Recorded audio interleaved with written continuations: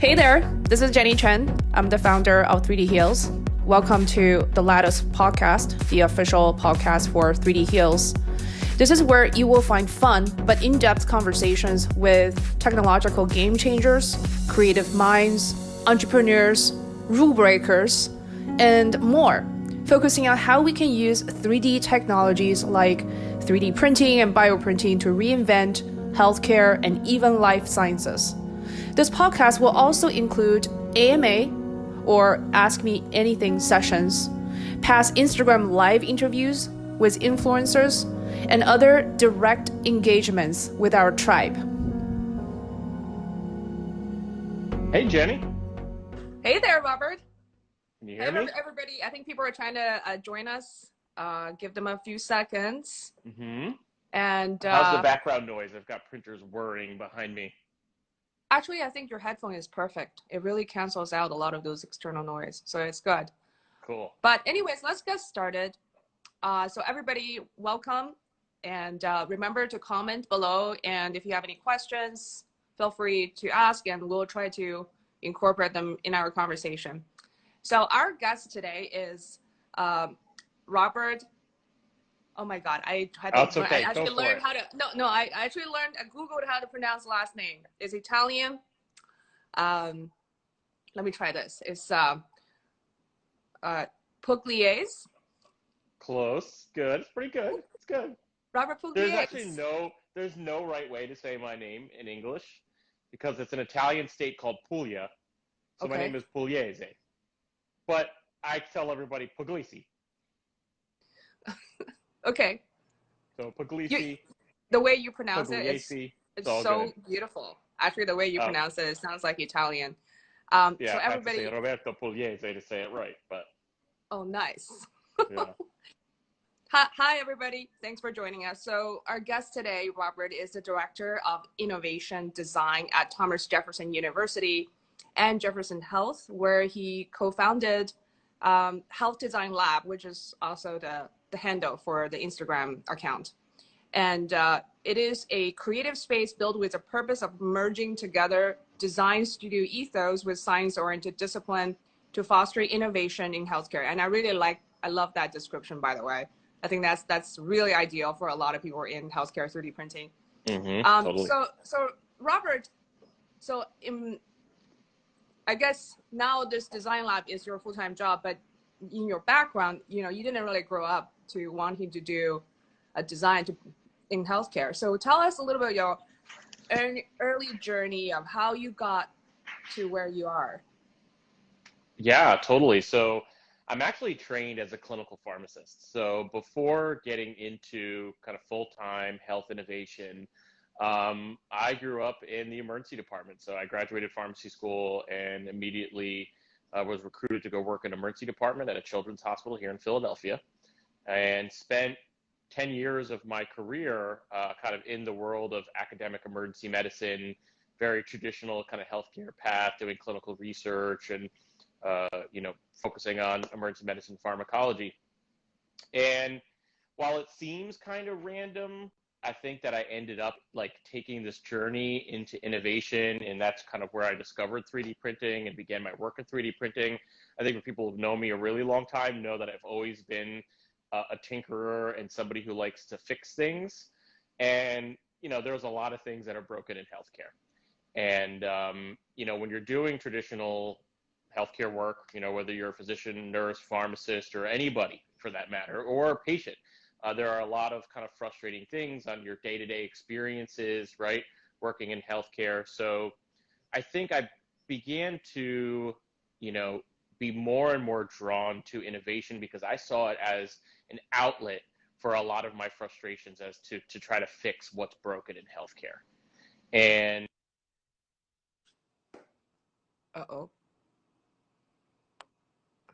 Okay, Robert, we lost you a couple. This is not good.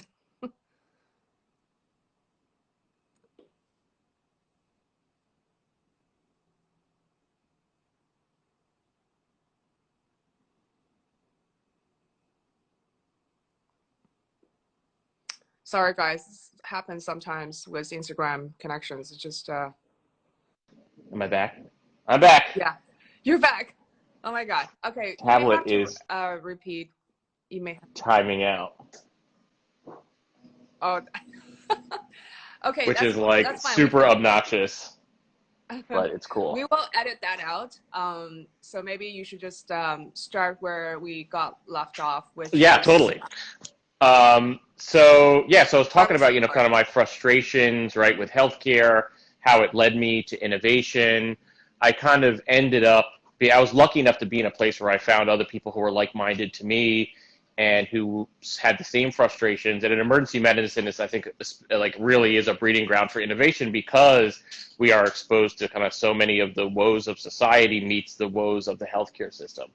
And it's, we're uniquely kind of positioned here. I've got a power cord now. I'm going to plug in so I don't lose you guys again.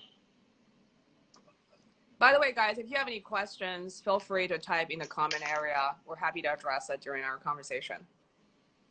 Yes. Give me 1 second while I rig up And something also, here. technology failure is the common scenario in Yeah, our live it's part of sessions. innovation is Not a addressing the unique failures in experience. technology. So now that I'm nice and in crooked, so yeah, so like those, those frustrations led me to find other people who had like-minded kind of frustrations, and we were able to create something really unique. And that became the Health Design Lab. It started as an educational program for medical students at our organization, and then grew to become something that kind of encompassed a lot of different realms, including, hey, I think I got it. A lot of different realms, including, it started with medical education, but then it expanded into kind of this space where we were in this world in the space between the world of health and design. And we realized that it wasn't just students who needed to learn this, but I think everybody in healthcare. And that's where we got started. And yeah, I could talk more about kind of where 3D printing came from and all this, but it starts making more sense as you go on. Well, one question I always ask to a lot of guests is also I realized that a lot of people started to be interested in design and tinkering and all these like different ladder career trajectories at a very young age. Like we have people who are interested in, computer science or design or even 3D printing as a teenager. Like what was your early life experience that you think that kind of draw you to this field? So it's funny, when I was really young, I wanted to become an inventor. I think I have this like weird booklet of sketches of different vehicles and buildings and like weird like public infrastructure things that I would create. I really wanted to, and I was always tinkering, building things that I really wanted to create, but I was discouraged when I realized that, kind of engineering is a really kind of math intensive field, and my brain just doesn't work too well with math. It was not my strong suit. So, over time, I kind of turned that into a biology focus. Biology came a lot more natural to me, and the pharmacy, despite being incredibly complex, was a lot easier than any kind of mathematics to me. So I put that aside, became a tinkerer, a fixer of humans, and then, but it was always there. Like I always found myself, like I always had some weird tinker lab in my basement, and I am so lucky. I consider myself lucky every day that I was able to kind of like, now I do that as my job, right? So now my job is I take all this experience, I have working in healthcare, and I'm able to bring what I think has always been a part of me, that kind of incessant curiosity for learning and problem solving, and apply that in a really broad sense, to the point now where, 3D printing is one of the core things that we do here in the lab. But, our work now expands to public health work.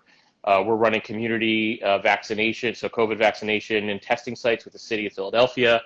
Our educational mission continues on. And, we even do kind of, we run some medical device development programs here at Jefferson as well with students and professionals. So it's amazing, that I've been able to kind of touch all these different areas, and the thing that kind of, again, brings it all together, that's why we call it the Health Design Lab, is design, right? When I discovered design kind of by accident. It's not something that I had the language to understand as a healthcare, a healthcare provider. I knew what design was because we all experience it. And I think we all have our own definition of what design is. I didn't fully appreciate the impact and the power and the ubiquitousness of design in both our personal and professional lives until I began to learn the language of design and what it is.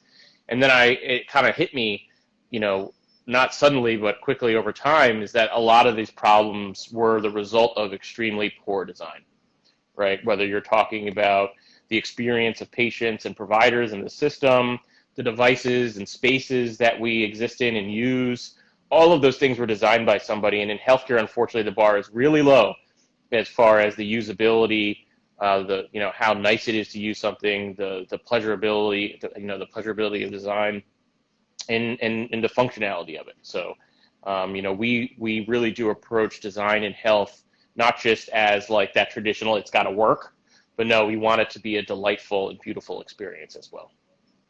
Yeah, no, I have so many questions to ask you. But you mentioned that you were a pharmacist before, and a large audience, a portion of our audience also are transitioning from hobbyists to maybe even more professional healthcare 3D printing designers. Like, how did you get started from as a pharmacist by training to now doing 3D printing extensively? I was actually a big 3D printing doubter in the beginning. It's funny because, again, I think it comes from my first exposure to, this innovation in healthcare didn't come on the tech side. It was really did come through, I did learn through human-centered design, right? So I didn't start with I love technology and let me find places to use it. It really was I love finding human problems and let me find tools to solve them. So, when I first got I think our first 3D print work started about 6-ish years ago. And I looked at a 3D printer, I'm like, I don't understand what this is going to do for me, right?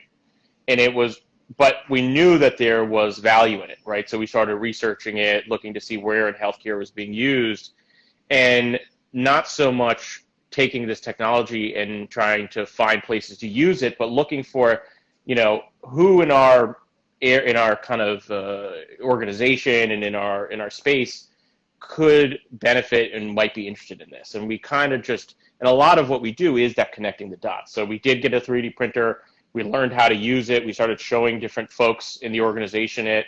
And then quickly you start seeing the other innovators coming out of the woodworks, right? So the folks who are that surgeon who was I've heard about this. I've heard my colleagues are doing this and publishing on this. Can we do this here? And when I have an end user, right, come to me really excited about something, especially, a surgeon, I get excited too. I'm like, wait, you think there's something valuable here? Then we need to explore this, right? Because if an expert in their field sees value in something, and we have the ability to potentially help them, reach that, then let's check it out. So we kind of using our human-centered methodology, that's how we started it. It really was kind of that initial proof of concept. Let's see if we could print human anatomy, and going through the motions of how do you make that, how is it technologically feasible, and how do you get through it? And 6 years ago, it's crazy how fast, right, 3D printing technology has evolved in such a short period of time. 6 years ago, it was a totally different environment. Oh, and it yeah, was definitely it was definitely a lot more challenging and a lot more tinkering than now when stuff just works so well and it's so simple. Well, simpler and better. Simpler. So a lot of times when I talk to people who now are working with 3D printing, sometimes they get a printer without requesting them. It sounds like that's your story. And there are other times they were trying to get one. Now, question is, a lot of organizations don't even know what 3D printing is still. I mean, how did you get your first printer? And what was it? Do you remember? I do. Our first printer we purchased was a Ultimaker 2Go. It was this little tiny, FDM QB printer that you could put in a backpack and take it around, because I really wanted to be able to take this thing around to different we were teaching classes at that time. We wanted to be able to bring it to classes. We were visiting different clinics and different, meeting spaces in the organization. So we wanted to be able to bring it with us. So that was my first kind of tinkering printer, and I learned how to 3D print at a local maker space. I just signed up for classes, and they taught me how to print on some pretty rudimentary open source printers. I still remember I laugh sometimes still because I remember I wanted to print a whole bunch of one thing, and this maker space had 5 or 6 3D printers that I could operate at one time. So nice. What I did was I brought one spool of material, because I just did the math, and I was like, yeah, each thing will be this much material. Let me just bring, all I need is one spool. I showed up with one spool of material trying to run 6 printers, and they looked at me like I was insane. They actually let me try it. It was not successful. Oh, well, you were doing math. Hey, you're not really doing it. I was my pharmacist brain, right, taking over. I'm like, all right, I need 650 grams. I just need one spool, whatever. So I was sitting there unspooling material. So a lot of trial and error, but that's how I learned. I really just learned by just trying things, and I quickly learned that the challenge is not the 3D printing, right? The challenge is the design. Yeah. It kind of that continues to be, I think, a true thread through all of our work, is that you can master the technology pretty quickly, but solving an actual need requires kind of constant iteration, prototyping, and effort and collaboration. Yeah, I think one of the guys just mentioned that 3D printing, that machine, the hardware part is just like a shovel, right? The question is, how are you going to dig that hole and where, and all the strategies surrounding digging a hole in the ground. Obviously, that's a very rudimentary comparison.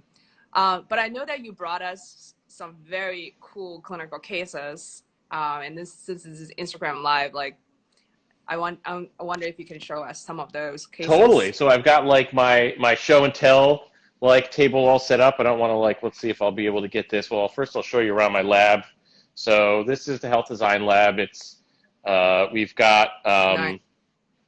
4 Ultimaker S5s, and then 4 Form Labs 3s and 3Bs. Yeah. Those are kind of our workhorses. So we started with not open source, but we started with prosumer grade devices, and we've continued to utilize prosumer grade devices because one of the things that we've always wanted to approach this work from is a concept of sustainability. So actually, let me just flip you around. It's even easier. What's a prosumer? That's a new term that you're coining. Oh no, totally. I did not make that up. I will not take credit for that. So prosumer is if you think about a consumer grade device, right? Like a standard inkjet printer, right? A consumer grade device, generally you open up the box, you read the instructions, and it works. Mm-hmm. A prosumer grade device is almost there. You how I 3D printed that too? No, just kidding. A prosumer grade device, right, is still accessible to your average computer, right? To your average individual. You don't need to be, let's say, an engineer or have professional level training to be able to utilize it. But it's not like your average person would need to work a little bit harder, and there's a little bit of that tinkering factor in order for you to have 3D printing success. So we call them prosumer grade devices, right? Because these are not industrial grade machines per se, but they do offer a high level of precision and control. And now, even with the advances recently, even FDA approved workflows, which is a nice, valuable have when you're doing work in healthcare. But we took that route really because, again, we're always thinking about sustainability. Can we sustain, how do you sustain a practice like this in healthcare, which is, very much focused on outcomes, and the payer system is very complex, and being able to utilize technology that's really quite affordable, I think was always an important strategy for us. So you guys let's talk about... you guys don't Sorry, have go ahead. large polyjet or something more heavier. Yeah, that's incredible. I mean, it's a very low cost. I mean, yes, they are. I mean, these machines are not super cheap, but they're really affordable as an organization, and also very easy to operate. You don't really need complex management, like metal printer would have to require. Right, So and it kind of brings you to how we got started, right? We didn't get started with a large budget. We got started with a group of people who were just interested in it. And that group that's continued to kind of sustain our work has been medical students. So because we run most of our faculty are in based out of the medical school, we run medical school programs. There's a lot of interest, especially from medical students who are interested in becoming radiologists, to do this work. And there's a lot of opportunity for research as well. So we're able to, kind of very easily train, medical students to be able to not just do the segmentation, in partnership with radiology, but also to run the equipment. Again, and that training is very minimal to do it well. yeah, I mean, the overall design concept, actually, you can't really ignore the fact that at the end of the day, you still have to get it through a printer, and materials, all these other things also matter, in terms of design consideration. So I saw quite a few examples on your table when you were scanning through, and all of them look weird. I don't know what they are. Can you just show us, maybe tell us what these are used for? So I was showing you on one of the printers right now we have running, I'm reprinting a brain model that we recently did. That was for a case, if you want to look it up, it's called the Cortico trial here at Jefferson. Yeah, I'll include the link. Yep, I sent you the link. It had a good amount of stuff in the news about it. It was pretty cool. Our neurosurgeons, led by Dr. Rosenwasser here at Jefferson, implanted a brain-machine interface on one of our patients who was recovering from a stroke.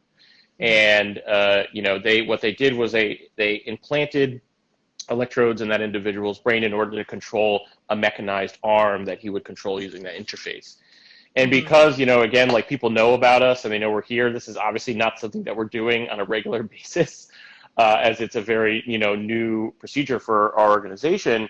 One of the neurosurgeons who was familiar with our work, reached out. We were able to 3D print a model of that particular patient's brain, using an MRI scan. And they were able to use that model to plan and practice where they were going to place their electrodes.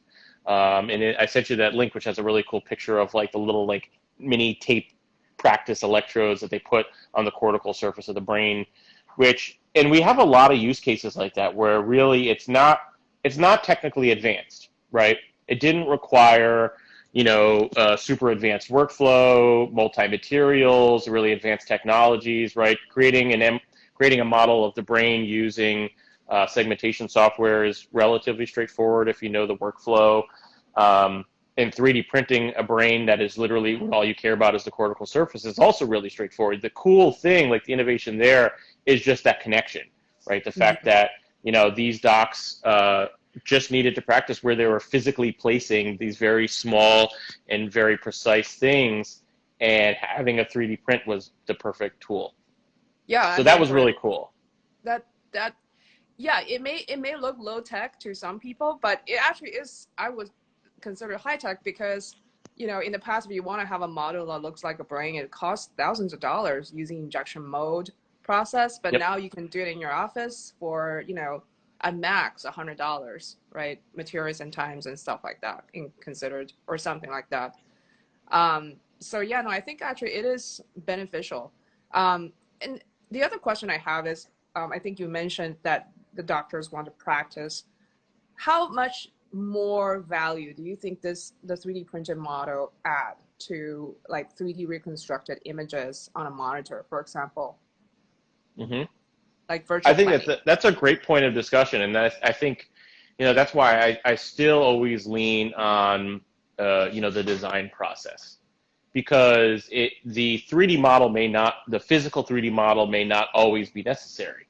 And I think that's part of the design process that we go through, right? Anytime a surgeon or a physician comes to us with a project, we sit down and we say, what are your goals? What do you need to do? And then what tools can we help you with in order to achieve those goals? And sometimes, a lot of times, right, it is a physical model, because there is something really important about that kind of three-dimensional tactile feel, right? Yeah. So there's something about, being able to hold a model that it's the one-to-one dimension that you'll experience with your patient. And surgeons really are, right? They really do work in three-dimensional space, whereas radiologists are masters of like radiologists are just masters of being able to translate what is two-dimensional into a three-dimensional understanding of pathology and human anatomy. Your average person just simply doesn't do that quickly.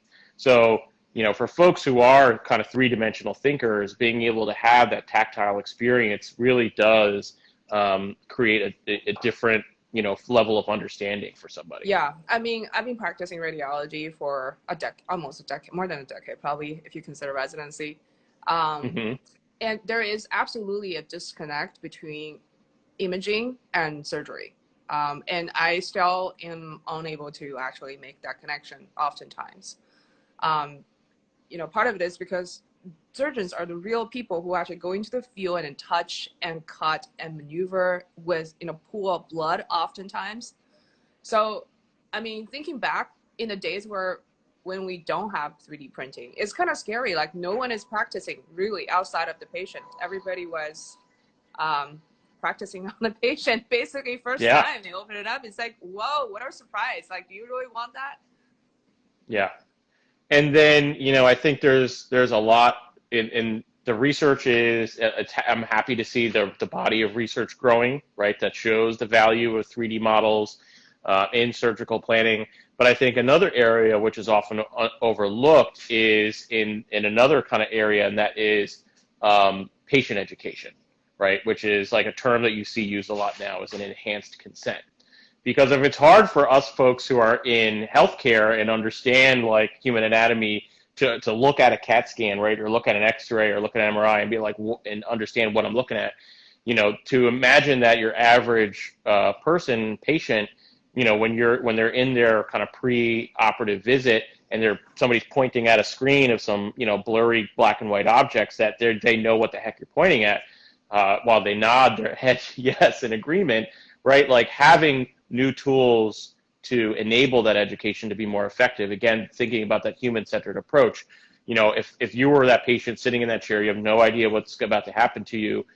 You have a million questions, but don't know how to begin to answer them. Having a tool, right, like this, that looks like a big blob. Tell people what this is. I kind of know what it is, but so this is a liver, right? This is a scale liver model that we did a small study on looking at patients who are going to undergo partial liver resections with one of our liver surgeons here. Mm-hmm.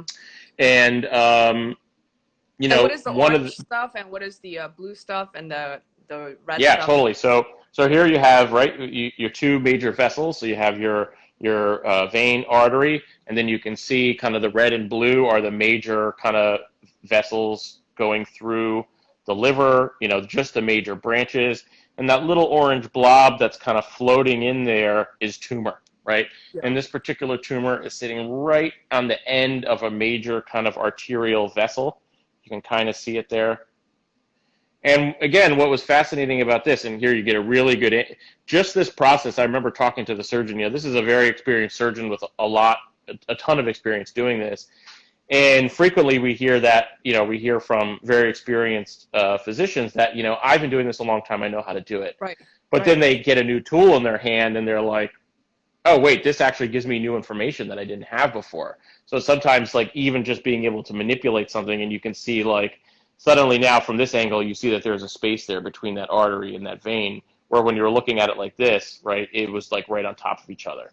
So yeah, and that artery is leading to that tumor.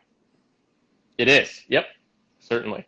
So not only was this valuable though for to help that surgeon practice and pre-plan, but we would show the patient, right? We would show the patient this model beforehand, explain what the procedure was. In resection cases, there's a lot of discussion around, how much of the organ can be salvaged, it can remain, right?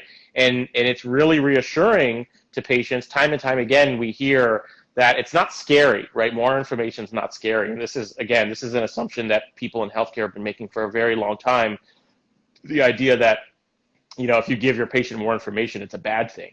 Well, inevitably, time and time again, we see with these types of models that it's not seen as a bad thing. More information is valuable. It enables somebody to understand the procedure, ask better questions, right? Be more confident with their decision-making about the procedure that they're about to undergo. And it's amazing. It's actually really amazing to see how happy folks are when you go the extra mile, right? When you show them that we're really like using every tool at our disposal to make sure that, you know, their care goes as well as it can be. Yeah, it definitely feels like an extra step that you made for the patient.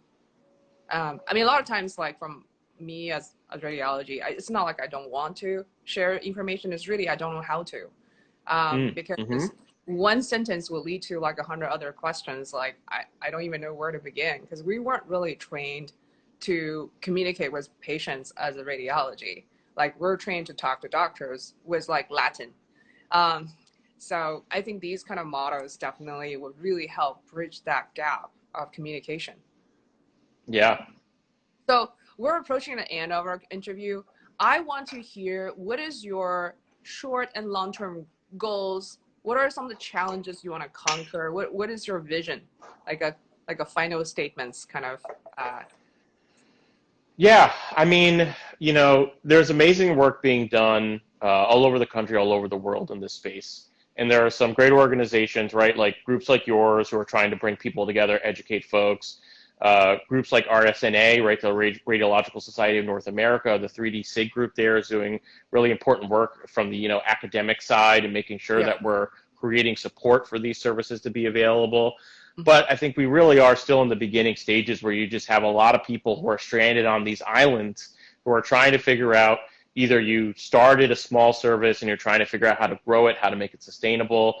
You want to bring this into your practice, right? Whether you're coming from radiology or coming from surgery, there's a lot of opportunity in the therapies, right? And occupational and physical therapies for these types of tools to be utilized.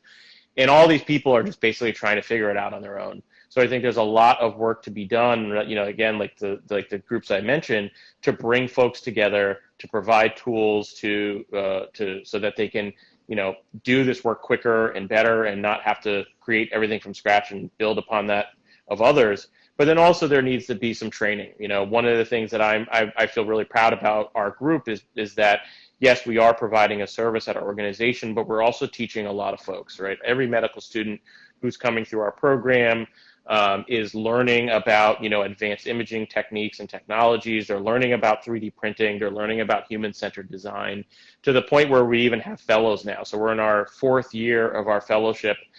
Medical students, usually they're interested in surgery or radiology, will take a whole year off to spend with us just to do research in this arena. And so it's really amazing that we're kind of creating these new experts, right? These physicians of the future who are going to go to wherever they go, having this knowledge and skill in their back pocket, right? So they can begin to grow this work elsewhere. Because I think that kind of building that ecosystem of education is also a really important part of this. Is there any way that an outside non-medical student can access to these educational resources? Because, like, for example, people like me would love to see what you're teaching and learn.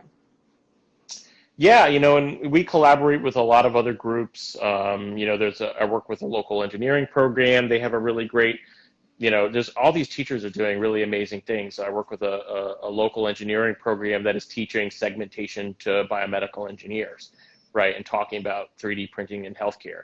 And then you have OT programs that are teaching it. And then you have medical programs that are teaching it too. So, you know, we have a very open policy. We're always willing to share kind of how we do things and our approaches.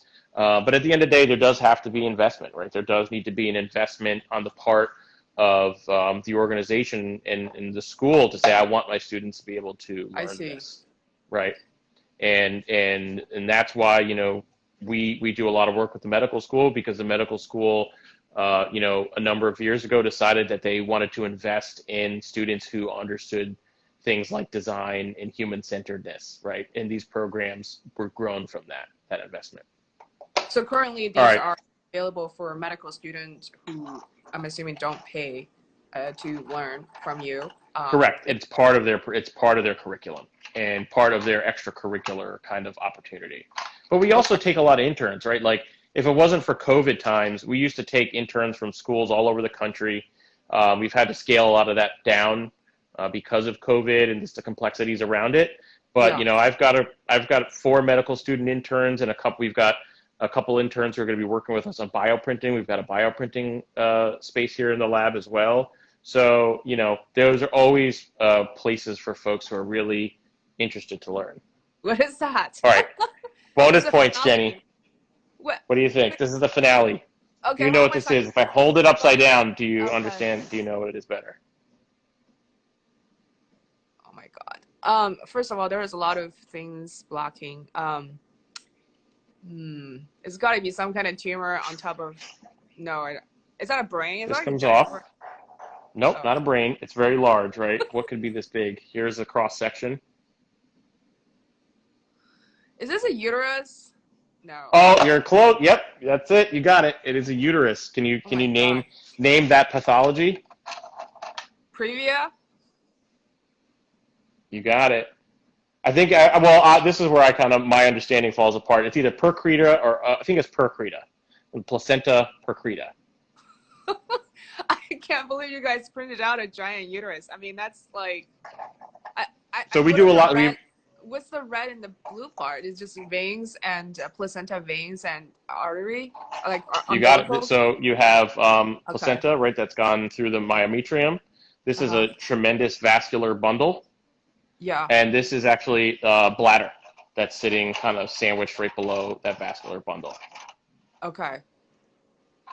So we've got a really fantastic high-risk obstetric service at one of our hospitals, at Abington Hospital. Yeah. And they came to us again, like we do these really great, this is kind of one of my funky, busted old models because the original model of this is literally in a museum now. Is that a uterus with fibroids?